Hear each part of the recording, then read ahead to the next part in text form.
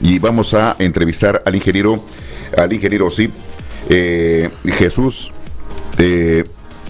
Medroa Ponce. Él es un especialista como ingeniero civil con especialidad en estructuras, abogado de la Universidad Inca Garcilaso de la Vega, consultor en obras viales, diplomados en Derecho Corporativo e Inmobiliario. Ingeniero, ¿cómo está? Muy buenos días. Muy buenos días. Agradezco la oportunidad a RBC de poder estar presente y absolver algunas consultas que creo que son importantes de la problemática de nuestro país. ¿Por qué hay tantos casos de pagos de adicionales de actividades no previstas en los contratos de construcción de obras públicas, ingeniero? Mire, la realidad es que nuestra normativa lo especifica en el artículo 175 y 176 los tipos de adicionales que hay. O sea, la necesidad del adicional es parte de la naturaleza de la ejecución de una obra, si es que está formulada a través de la modalidad de precios unitarios, ¿no? Eso quiere decir que, por decir, tenemos una obra que cuesta 100 millones, ¿no? Esta obra puede llegar, de acuerdo a la normativa, a 150 millones, ¿no? El 50% es el tope máximo que la ley permite en su artículo 176 para que esta pueda ser requerida de acuerdo a la necesidad sustentada en la obra que se ejecute, ¿no? Entonces, los adicionales no es una prerrogativa ajena a la problemática y ni menos no se encuentra legislada. O sea, sí hay normas que la regulan y controlan todo el proceso del mismo, ¿no? Claro, cuando se presenta el proyecto se detalla cada punto, específicamente, minuciosamente, y cuando se califica ese proyecto antes de su ejecución ya está calificado, ¿no? Es decir, los costos, los materiales, la estructura, el desarrollo del proyecto y por supuesto, y aparecen a veces después las famosas adendas, que son muy conocidísimas. ¿Cómo es la fiscalización de la obra para que se llegue o no se llegue a tal situación? En primer lugar, las adendas es una prerrogativa de las concesiones, ¿no? O sea, las concesiones tienen las adendas como una actividad, digamos, natural y normal de los contratos. Normalmente tienen 7, 8, hasta 10 adendas las actuales concesiones, ¿no? Lo que no sucede en la contratación pública, que lo controla el OCE, ¿no? Las adendas no existen en ese caso. En este caso, el acuerdo de voluntades es por necesidad, si es que la entidad ve conveniente que el estudio no contempló una actividad adicional. Ahora, el control que se realiza de una obra se desarrolla a través de una supervisión. Esa supervisión puede ser desarrollada por la misma entidad o puede ser un tercero que sea el que lo desarrolle. Esta limitación de uno u otro son los 4.3 millones que debe costar la obra para que sea un supervisor externo o que sea la misma entidad la que desarrolla el control. Ahora, ¿por qué es que una obra se incrementa, como dice mi estimado, respecto a su valor inicial? ¿Por qué empezó en 100 y terminó en 150 en su camino regular? A veces 800 o 1000, ¿no? No, claro, hay obras, por ejemplo, hablemos de forma concreta, como la interoceánica. Yo mismo me preguntaba, decía, ¿por qué la interoceánica, si empezó con 800, terminó en 3000? Entonces, esa es la pregunta. La respuesta es que este es un contrato ley, o sea, sale del marco normativo de control de nuestro sistema regular del OCE.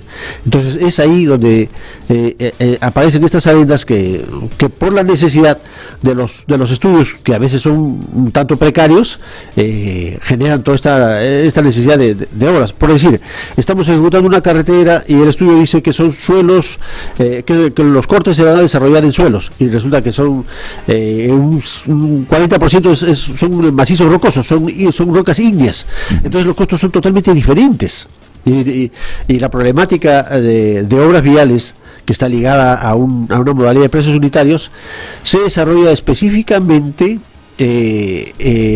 con lo que es movimiento de tierras, no solamente con la apertura que se ejecute a través de los taludes que se vaya a desarrollar, sino la misma plataforma, que tiene una serie de bemoles que no pueden ser detectados en un estudio que se desarrollan a través de un protocolo ya establecido por el MTC, por el mismo tendría que demorar mucho más de lo que ellos establecen y costar mucho más de lo que ellos formulan. O sea, yo he visto, he palpado ya desde el año 87 a la fecha, que la problemática no es que el estudio esté mal hecho, sino que el protocolo de la misma concepción de cómo se debe ejecutar no abarca toda la necesidad, y en algunos casos no la podría abarcar, porque claro, el estudio ya costaría un dineral. Claro, ingeniero Medroa, pero claro, ahí vamos. Entonces, ¿qué hacer, no? Si es que se desconoce o porque uno se encuentra de que en el subsuelo hay otras condiciones de la composición de las rocas, de las piedras, de la tierra a remover.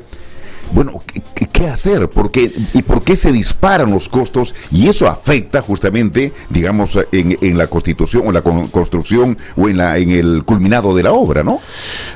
Lamentablemente no ha existido mística en la parte de la ingeniería vial.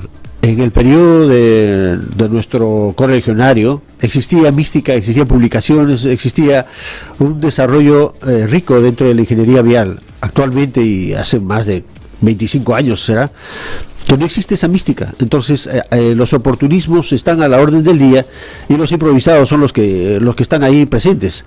Entonces los consultores no acuden a los profesionales de alta calificación porque simplemente el costo no les alcanza.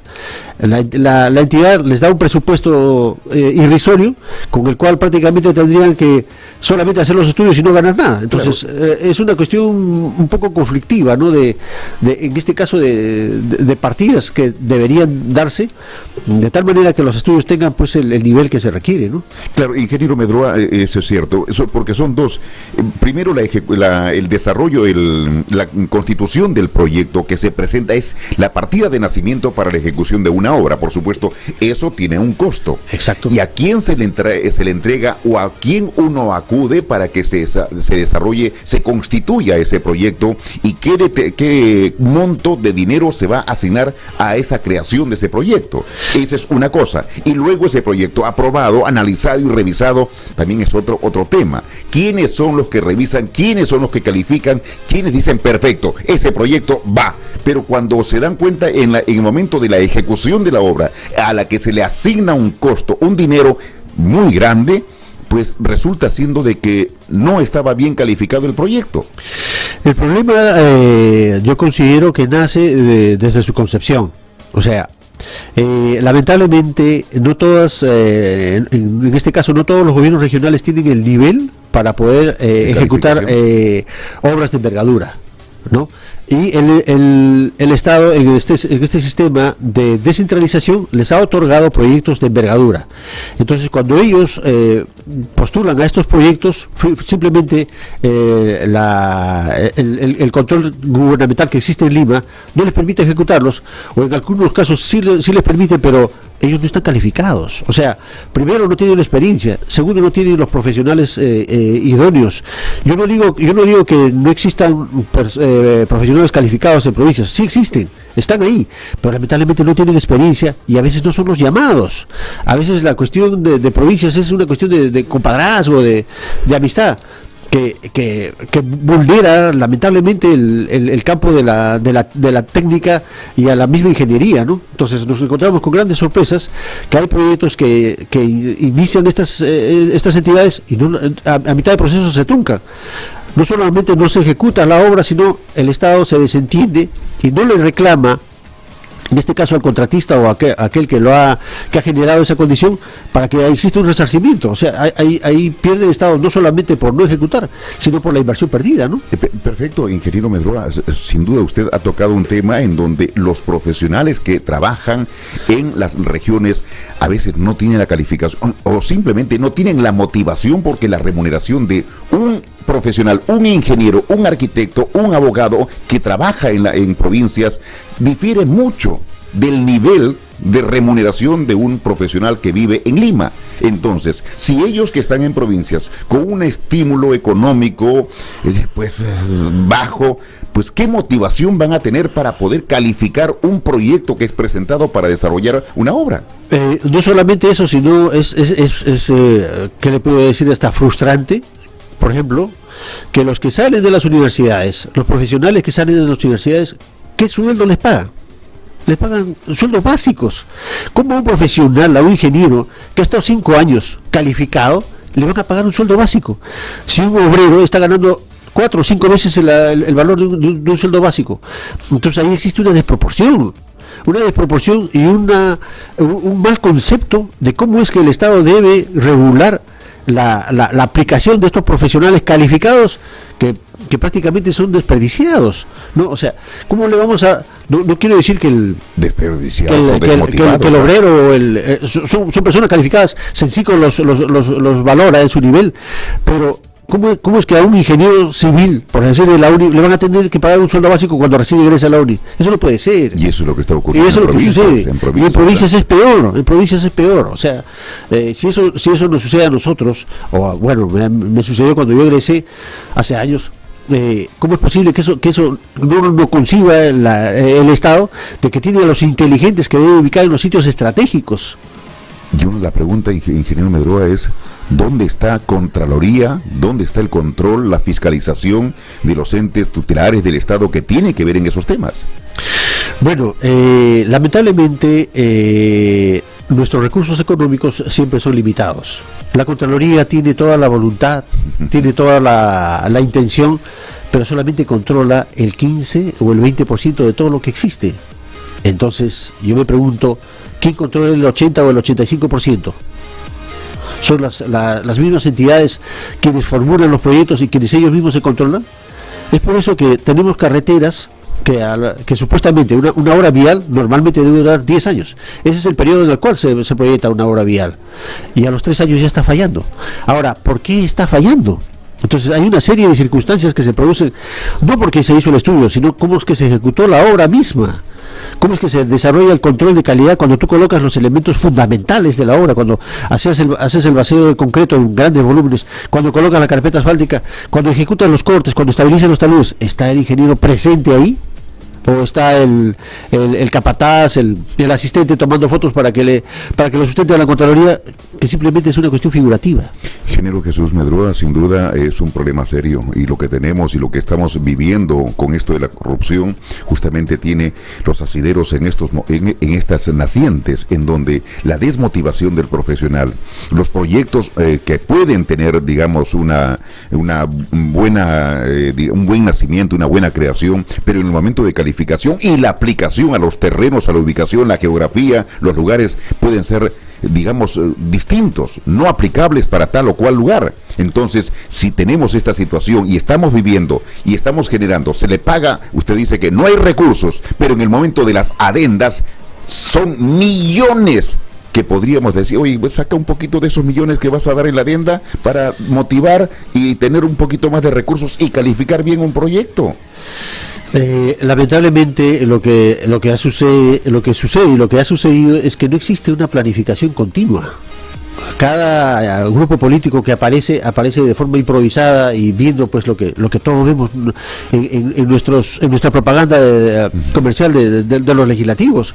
O sea, a veces da vergüenza ver que el tema se convierte en una leguleada y de la necesidad del desarrollo de la nación. Ninguno de nuestros gobernantes se está preocupando. Un ejemplo concreto, un ejemplo específico. Recién hemos vivido el fenómeno del niño.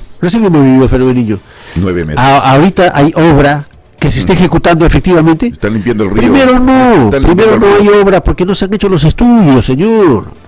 Si para hacer un estudio de esa envergadura normalmente se requiere 1 año, 6 meses, hasta más, para hacer el estudio. Y para hacer la licitación se requieren 4 meses más. Y eso no se ha aperturado aquí en la entidad que es el MTC, no se ha hecho a la fecha. Entonces yo me pregunto, ¿qué cosas están haciendo?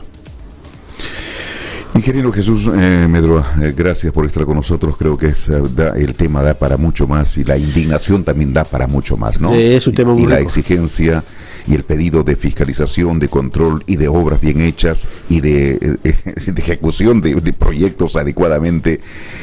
No sé hasta cuándo más seguiremos hablando del tema. Gracias por estar con nosotros en Palabra de Ingeniero. Nuevamente agradezco la oportunidad de RBC y si fuera posible poder dar una amplitud sobre las materias, estoy llano para poder asesorarlos no solamente a los que puedan consultar, sino a todo aquel que desee un apoyo no solamente técnico sino legal. Muchas gracias, ingeniero Jesús Medroa.